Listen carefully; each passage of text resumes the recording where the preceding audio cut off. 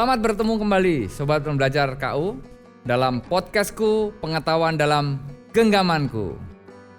Kali ini saya akan kepoin nih Mas Gatot. Ya, Gatot Subroto Widyaswara Kemenkyu. Ini dari dulu kerjaannya motret-motret dan saya baca-baca itu luar biasa ya. Sudah jadi ambasadornya salah satu merek terkenal lah di Indonesia ini ya. Nah, langsung aja ya kita tanya-tanya. Mas Gatoy. Halo, Go Sekso, apa kabar? Keren ini kayaknya ini ya. Salam Covid. Oke, siap. Mas, ngomong-ngomong sampean ini kan anak setan ya? Iya kan? Nah, iya, sampean lupa dulu kakak kelas saya potret-potret. Masa sudah lupa sih? Oh, yang bikin album wisuda ya? Album wisuda, Purnawarman dulu. Pantes. Emang kalau asdos itu suka melupakan adik kelas itu. Pantes kok foto saya itu lebih aslinya itu lebih jelek daripada fotonya ya. Oh gitu, ya? bener, Gitu ya. serius Oke. itu. Nah, sekarang ngomong-ngomong, kok bisa dulu milih hobi motret itu kenapa itu Mas? Ini sebenarnya juga kecelakaan juga dulu Mas Sekso. Zaman SMA, SMP, SMA itu saya senengnya ngelukis waktu itu. Lukis, ikut sanggar gitu. Nah begitu masuk kampus di stan itu cari-cari kegiatan mahasiswa kira-kira apa yang cocok, yang paling ini kayaknya penerbitan. Oh gitu. Saya masuk di Purnawarman dulu jadi ilustrator sama Mas Agus Margono itu. Oh. Nah ada kamera nganggur. Iya, kamera yang bagusnya dipakai reporternya Pak Misbakun itu. Betul. Anggota DPR sekarang. Siap. Nah yang satu yang lama saya pakai latihan. Nah, ngomong-ngomong, ya. Motret itu susah nggak sih? Nah ini kalau zaman dulu susah Mas, zaman analog dulu susah karena kita benar-benar harus peka, harus tahu karakter kamera yang kita pakai. Itu zaman dulu, zaman analog. Tapi begitu zaman digital sekarang gampang, kita motret langsung kelihatan hasilnya. Kalau kurang terang, ubah dikit jadi lebih gelap. Kurang terang, kurang gelap, tinggal diterangin dikit bisa. Jadi bisa langsung dilihat pada saat motret. Tapi ngomong-ngomong belajar motret itu bagaimana sih belajar motret yang baik itu? Nah, ada nggak rule-nya atau mesti aturannya gitu? Sebenarnya apa saja? Kalau proses belajar yang baik itu ya kalau ada sebenarnya pakai struktur pembelajaran yang baik. Kalau ada sekolah foto atau diklat foto gitu kan ya. Tapi zaman dulu otodidak saya. Nah ada pembelajaran yang terstruktur itu dulu kalau ada di klub foto ngadain pelatihan gitu. Iya.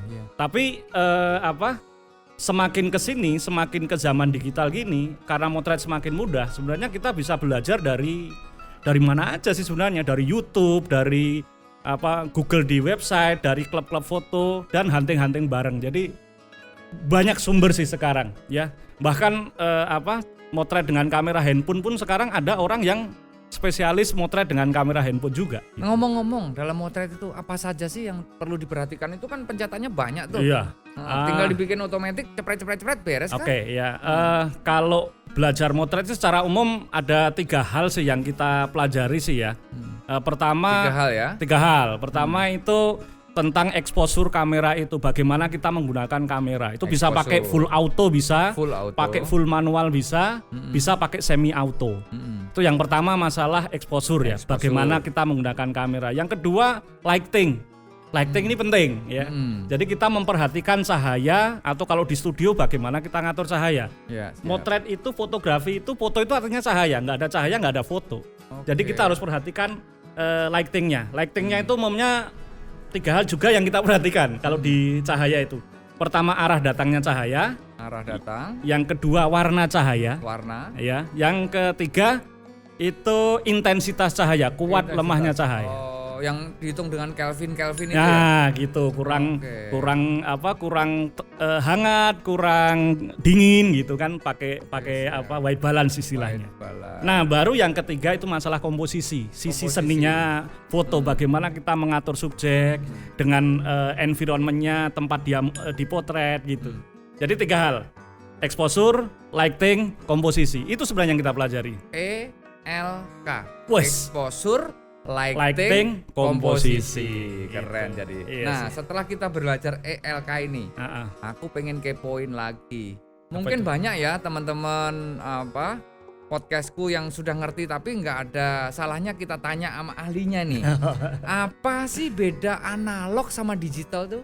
Nah, kalau analog dulu kan kita pakai film Mas. Jadi medianya di dalamnya itu, kameranya itu adalah pakai film. film seluloid. Nah, di digital sekarang kan diganti pakai sensor.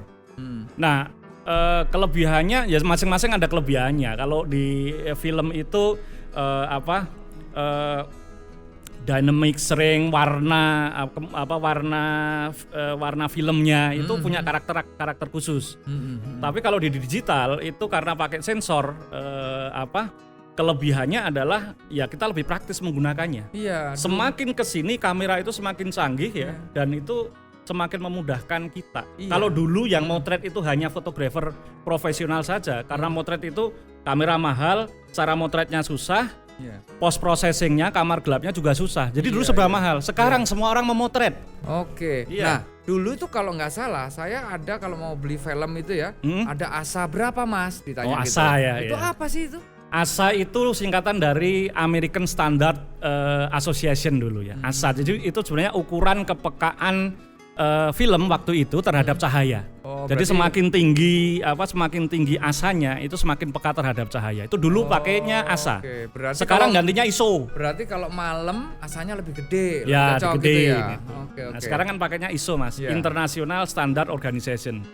Dulu Amerika, sekarang pakainya ISO lebih. Anak-anak sekarang menyebutnya ISO. ISO ya. ASA, ISO. ISO. Gitu. Bukan ISO babat itu bukan ya? ISO. Nah, sekarang apa bedanya kamera digital dengan HP? Kamera digital, mungkin maksudnya di situ kamera digital itu kamera kayak kamera DSLR, mirrorless gitu ya. HP itu sebenarnya kamera digital juga gitu. Oh gitu. Perbedaannya pertama masalah sensor. Kalau kamera digital itu sensornya gede, ukuran filmnya gede. Siap. Nah, yang pertama. Yang kedua, selain ukuran sensor itu lensanya. Kalau di handphone itu lensanya itu fix, nggak bisa maju, nggak bisa mundur. Itulah mengapa kalau kamera digital kan kita bisa pakai lensa zoom, bisa lebar, bisa ngezoom, bisa tele gitu ya. Dan itu semuanya optical. Nah kalau di handphone itu kameranya lensanya nggak bisa maju, nggak bisa mundur. Oh gitu. Makanya sekarang handphone itu kalau mau wide, mau tele dia pakai 2 lensa ya. Iya. Gitu. Tadi itu sebelum acara ini Mas, itu ada temanku yang nanya, lensamu berapa terus dia nunjukin 16 lensa. Itu apa sih Mas? Gak ngerti ya itu kalau kamera handphone itu kalau kamera digital ya kan kita bisa pakai satu lensa yang lensa zoom itu ya, bisa wide, bisa tele, itu tinggal muter aja. Karena di handphone itu cuma nempel kecil, ruang gerakan lensanya itu benar-benar tipis sekali, maju mundurnya nggak ada Pak. Makanya di situ untuk ganti zoomnya kalau mau optical harus banyak lensa. Ada satu lensa yang khusus tele, yang khusus wide, khusus itu gitu. Jadi nanti kita tinggal modenya di tele gitu ya. Handphone semakin canggih sekarang. Dari 1 dulu awal, sekarang 2, 3, mungkin udah ada yang 4, yang banyak tadi ada yang 16 tadi. Nah. Oke Mas, keren banget ini. Jadi kita sudah tahu tentang ELK tadi. Analog sama digital, digital sama HP, masalah range dan segala macam. Terakhir nih Mas, untuk sesi kali ini ya, foto itu perlu diolah nggak sih? Apa cepret jadi gitu aja? Ini tergantung kebutuhan juga Gus Sukso ya. Jadi beberapa orang profesional biasanya kalau kebutuhan komersial dia foto yang dia potret itu kebanyakan memakai post processing untuk menyesuaikan dengan kebutuhan klien. Ya misalkan iklan kecantikan ya gitu kan nggak mungkin pakai wajah yang aslinya, biasanya ada touching untuk memperhalus wajahnya gitu. Tapi ada juga yang foto-foto langsung kayak foto-foto jurnalistik, bahkan foto-foto traveling sekarang kan. Kalau mungkin Gus Sukso sering jalan-jalan foto selfie atau kita jalan-jalan kemana habis motret posting di sosial media, itu kan sebenarnya nggak perlu diedit pun sebenarnya nggak masalah gitu ya. Atau kalau mau diedit ada dikit-dikit tipis-tipis di handphone gitu. Jadi ngomong-ngomong kalau sobat pembelajar di podcastku ini pengen lihat contoh-contoh yang Mas Gatot sudah bikin tuh di mana itu?